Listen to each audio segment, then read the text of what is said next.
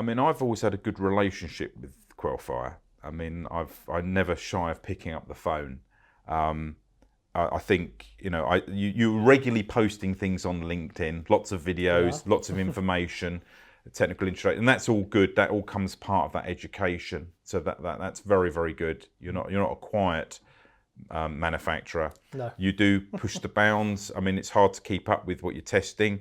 You know me, I'm a bit like a kid in a sweet shop. When I see you at trade stands, I'll always come up and, what's the latest Give us a thing? wish list. And also, yes, and the wish list is an important thing. So when you have problems and challenges, I think the only way you guys know about it is if we communicate with you, that communication. So, 100%. I remember years back we had ventilation ducts that everyone had or seemed to have test evidence for single ducts. And I rang Quelfire up and said, have you got test evidence for double stacking ducts? And you go, well, who's doing that? I said, everyone. and then triple stacking ducts. So, but you guys don't necessarily know about that unless we communicate with you that is a problem.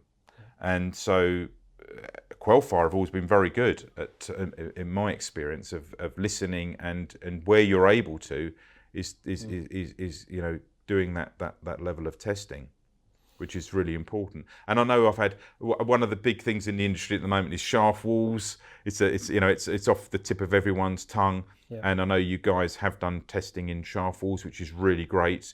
And again, it's you're rising to the challenges of working with what the industry needs.